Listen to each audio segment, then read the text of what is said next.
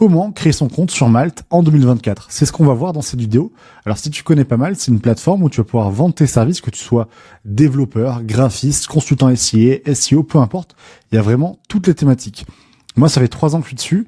J'ai pu faire plus de 150 missions. Je suis passé Super Malter 3 et ça m'a vraiment aidé dans ma vie de freelance. Et dans cette vidéo, je vais te montrer toutes les étapes pour créer ton compte sur Malte. Donc, tout ce que tu dois faire déjà, c'est aller sur malte.fr, cliquer sur créer mon compte, comme ceci. La première étape, quel type de compte souhaitez-vous créer? Donc, si tu es une entreprise, tu vas chercher des freelances. Nous, c'est pas notre cas. On est un freelance qui cherche des missions. Donc, je clique ici.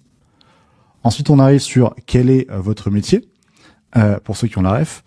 Pas du tout. Ensuite, on va cliquer plutôt sur consultant SIA. On imagine qu'on est un consultant qui fait de la pub sur Google. Je vais cliquer sur suivant. Maintenant, on va devoir choisir notre catégorie. Et vous allez voir, c'est important de bien faire cette étape, puisque quand je vais cliquer sur le bloc qui correspond le mieux à mon expertise, vous allez voir, il y a une petite indication qui va apparaître juste ici, principale catégorie de métier. Donc c'est ce qui va vraiment donner un petit peu la grande thématique de notre profil. C'est pour ça qu'il faut pas se tromper et mettre, admettons, allez, consultant SEO, si on est consultant SEO. Bon, ça paraît logique, mais il y en a parfois qui font un petit peu des erreurs. C'est pour ça que c'est très important de bien choisir la première et ensuite de mettre d'autres qui peuvent s'apparenter à celle-ci. Moi, je recommande pas en général d'avoir un profil trop large, comme consultant digital, parce que en général sur Malte, bon après ça peut arriver que certains clients cherchent un profil plus généraliste, mais le client sur Malte cherche vraiment un expert d'une seule thématique. Donc nous on va mettre Traffic Manager en catégorie principale et ensuite gros hacker et consultant marketing. Ça peut avoir un petit lien. Maintenant, on va passer sur le niveau d'expérience. Alors, depuis combien de temps travaillez-vous en tant que consultant SIA? Et là, l'idée, c'est vraiment pas de mentir. C'est tu mets ta vraie expérience. Pourquoi? Parce que si tu mets, par exemple, expert, donc plus de 15 ans, et que tu tombes sur une mission qui est très complexe, tu vas pas pouvoir la faire. 2, tu vas faire perdre du temps à ton client. Et si jamais tu fais la mission et que tu te trompes ou que tu la fais mal, potentiellement, tu auras un mauvais avis. Et ça va pas aller dans ton sens. Donc, ne mens pas et tu dis la vraie expérience. Donc, moi, je vais mettre 3-7 ans. J'ai à peu près 5 ans d'expérience. Suivant. Et là, maintenant, on va choisir nos compétences. Alors, les compétences, qu'est-ce que c'est? C'est ce qui va te permettre, d'apparaître par rapport à l'algorithme qu'il y a sur Malte. Alors, il y a un algorithme sur Malte. Si tu demandes à quoi il sert, quand quelqu'un va taper consultant SIA ou qu'il cherche un freelance pour faire des campagnes Google Ads, il y a plusieurs profils qui vont apparaître. C'est logique, puisque voilà, c'est un peu une marketplace où tu peux trouver un freelance. Ces profils, ils apparaissent pas par hasard. Ils apparaissent par rapport à un algorithme. Donc évidemment, il y a le nombre de missions, le nombre d'avis, la qualité du profil. Mais tout ça, c'est régi par un algorithme. Et le but, c'est justement d'apparaître en première position. Moi, pendant 2 ans, j'étais premier sur la thématique Google Ads. Et en général, moi, ce que je recommande aux freelances, c'est plutôt de se nicher et pas d'être un consultant SEO, SIA, traducteur. Ça va de soi, mais il y en a certains qui sont un petit peu très larges. Et au final, tu vas apparaître sur toutes ces positions, mais peut-être un petit peu plus bas. Alors que si tu avais fait le choix d'être niché sur consultant SIA, tu serais passé d'une position, admettons, 15 à 5, voire 10. Donc, tout de suite un petit peu plus haut dans des classements. Et qui dit plus haut dans les classements, dit potentiellement plus de demandes clients. Donc nous, on va choisir SIA, Google Ads, AdWords. Si on n'a pas ce qui nous intéresse, je peux tout à fait la taper, Google Ads, comme ceci. Et là, je vais choisir gestion de compte Google Ads. On va en choisir d'autres. Est-ce qu'on a Google Ads? Oui, on l'a, très bien. Si on veut être un petit peu plus large, stratégie web marketing, pourquoi pas? On s'éloigne pas trop de la niche. Acquisition de trafic également, très bien. Là, on en a 1, 2, 3, 4, 5, 6. Je vais en rajouter une 7e. C'est le minimum. En général, c'est ce qui est recommandé. Campagne Google Ads. Et allez, on va dire qu'on fait de la formation aussi Google Ads. Hop, très bien. Tu peux aller jusqu'à 50. Après, l'idée, c'est pas de mettre 50 pour mettre 50. C'est plutôt de mettre des compétences qui peuvent amener à faire une mission. Google Analytics, ça pourrait être intéressant. Après, attention, si tu ne le maîtrises pas ou si tu ne le fais pas, ça sert à rien de le mettre. C'est vraiment ça le sujet. Si tu ne connais pas l'outil, clairement, ne le mets pas. On va faire suivant. Là, maintenant, on arrive sur le TJM, donc le taux journalier moyen. combien tu vas facturer ou un peu le tarif qui va s'afficher sur ton profil.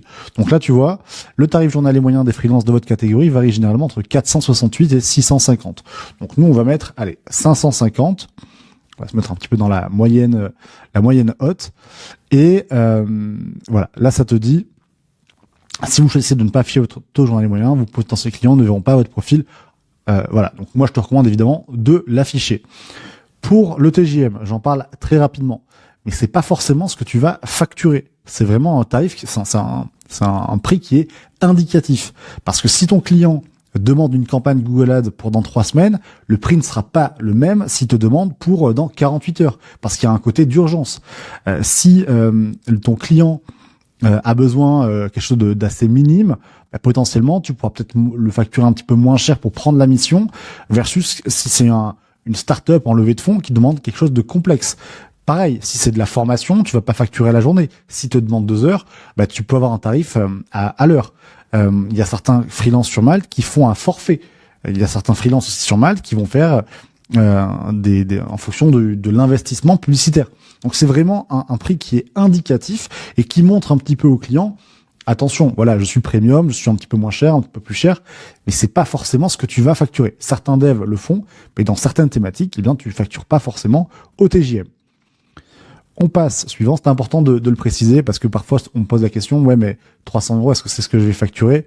Comment je fais si je travaille 30 jours? Par exemple, sur Google Ads, tu vas travailler 30 jours puisque tu dois surveiller les campagnes tous les jours. Dans ce cas-là, tu factures du coup au forfait. On va mettre Paris. Hop, comment préférez-vous travailler? Chez les clients ou à distance? Alors normalement, si tu es freelance, tu as fait le choix justement de travailler en remote. Moi, je suis au Maroc, donc clairement, je vais mettre à distance. Et dis-toi que quand tu vas choisir chez les clients et à distance, ton profil va être plus poussé sur des clients qui ont un besoin sur place. Si tu ne veux pas, dans ce cas-là, c'est mieux d'avoir 100% de tes missions qui sont à distance. Vos langues, français, donc tu peux en rajouter une et dire anglais, voilà, niveau complète, etc. Très bien. Le numéro de téléphone, pas forcément, c'est facultatif. Et là, on va faire suivant. Maintenant, on passe sur la création de ton compte Malte. Alors, tu peux soit le faire avec ton compte Gmail, ou soit ou Facebook, ou alors comme ça.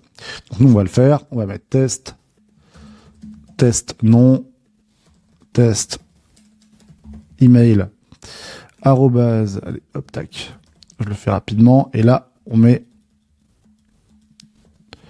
Et voilà. J'accepte les conditions. Suivant. Et là, ce qui est intéressant, c'est qu'avec Malte, tu peux tout de suite importer tes données de ton profil LinkedIn. Donc, encore une fois, on voit qu'il y a une passerelle entre LinkedIn et Malte. Donc, c'est très important d'avoir un bon profil puisque tu vas pouvoir l'importer directement via ton profil. Nous, c'est pas ce qu'on va faire. On va plutôt le faire à la main. Et tu vois, c'est un petit peu plus long, 5 minutes versus 15 minutes. Là, l'idée de cette vidéo, c'est de te montrer un peu les étapes. Alors, je vais pas rentrer dans le détail, puisqu'en fait, il faudrait passer beaucoup de temps à création de tes compétences, de ton profil, de ta photo, de ta bio. L'idée, c'est vraiment de te donner toutes les clés pour justement passer de je n'ai pas de profil à j'ai un profil. Donc ensuite, on va ajouter une expérience professionnelle. Et là, j'ai déjà préparé un petit peu moi les éléments avant. Je vais mettre la description. Là, tu vois, j'ai mis des petits emojis, j'ai mis les mots-clés Google Ads, j'ai mis aussi des mots-clés qui s'apparentent au champ, au cocon sémantique de ma thématique Google Ads, parce que Looker Studio, c'est l'outil qui permet d'analyser tes performances Google Ads. L'intitulé du post, on peut dire consultant SIA. Évidemment, je te recommande de reprendre le même mot-clé que ton post et ton titre sur Malte. Tu es en freelance ou pas, et là tu peux dire un petit peu quelle entreprise. Donc ce qui est bien, tu vois, si je mets Orange, ça va le trouver. Donc ça permet aussi d'avoir le petit logo, c'est plus design, plus sympa. Nous on va mettre test, hop, la branche d'activité. Allez, on va dire que c'était de la banque. Ville, c'était à Paris. Alors là c'est vraiment test, évidemment. C'était du coup en octobre 2023 et ça s'est terminé jeudi. Donc là, normalement, on est bon. Tu vois, entre 200 et 2000 caractères. Je vais faire ajouter. Voilà comment ça va s'afficher. Je vais faire suivant. Ajouter une formation. Maintenant, nous, on va dire, allez, hop. j'ai mis, voilà, donc description, marketing, communication, etc. Je l'ai fait vraiment rapidement. Diplôme, on va dire master digital et e-business. C'est le master que j'ai fait à l'INSEC. Année d'obtention, je crois que c'était en 2019. Hop, voilà, très bien. Tu vas pouvoir ajouter. Voilà comment ça va s'afficher. On fait suivant. Et là, on va ajouter une super bio. Donc, pourquoi je te disais qu'on va le faire rapidement? Eh bien parce que une bio, ça prend beaucoup de temps à créer. La bio, ça va être qui tu es, comment tu te différencies des autres. Il y aura aussi un travail SEO à faire dessus pour bien remonter, une structure à avoir, hiérarchiser un petit peu ta bio, de sorte à ce que ce soit un tunnel de vente. Il y a des symboles aussi à ajouter. L'idée, c'est pas forcément d'aller de faire un focus sur la bio, mais c'est plutôt, encore une fois, comme je disais, de montrer comment créer ton compte. Ensuite, tu vas pouvoir ajouter une photo sur ton profil. La photo aussi, attention, très important. C'est ce qui va permettre de te démarquer. Donc, ne fais pas une photo en selfie dans ta chambre avec des posters. Tu vois, étape 10 sur 10, très bien. Je vais faire suivant. Et là, tu vas pouvoir demander des recommandations à des anciens collègues ou des anciens clients. Donc, tu leur ajoutes leur email ici.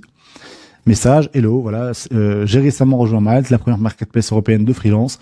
Voilà, j'aimerais bien que tu me laisses une recommandation par rapport à telle expérience. Il te le fait et ça va s'afficher sur ton profil. Tu vas gagner des points et surtout, ça te donnera une social proof, une preuve sociale, qui te permettra potentiellement d'avoir un profil beaucoup plus solide et de te démarquer des concurrents. Donc, une fois que tu as fait ça, on va passer cette étape. Dernière étape, tu dis voilà, parle-nous de vos expériences en tant que freelance. Est-ce que tu as déjà fait des missions? Tu débutes? Ouais. Bon, on va dire j'ai plusieurs clients réguliers. Est-ce que tu vas apparaître dans les moteurs de recherche? Alors, pourquoi je dis ça? Pourquoi je le montre? Parce que si tu es en CDI et que tu as, admettons, un profil sur Malte, ou dans un cadre un peu vie privée, tu peux ne pas vouloir justement que ça s'affiche, bien que je le répète souvent, mais si tu es en CDI et que tu te mets sur Malte, demande-le à ton employeur. Il faut pas qu'il le découvre. C'est pas du tout le but que ça te soit, que tu sois en porte-à-faux. Donc tu demandes bien la clause d'exclusivité si tu peux bosser en freelance de ton côté, c'est très important. Mais du coup, là, si tu veux garder un peu un côté vie privée, tu peux le décocher. Ton profil ne sera pas affiché. Et moi, je te recommande de le mettre en avant, puisque ça te fait, encore une fois, une preuve sociale. Et quand on tapera ton nom et prénom sur Google, potentiellement, tu peux faire le test avec moi. C'est mon profil Malte qui va apparaître dans les 2-3 positions. Et quand un client me cherche, plutôt un prospect qui est en phase de devenir mon client me cherche et qui voit qu'il y a pas mal d'émissions et des bons avis, potentiellement, ça m'aide justement pour le signer. Maintenant, je vais faire terminer. Et là, tu vois, on arrive bien sur mon profil qui est commencé justement, mais qui est pas terminé puisqu'il faut ajouter une photo, mettre un meilleur titre évidemment.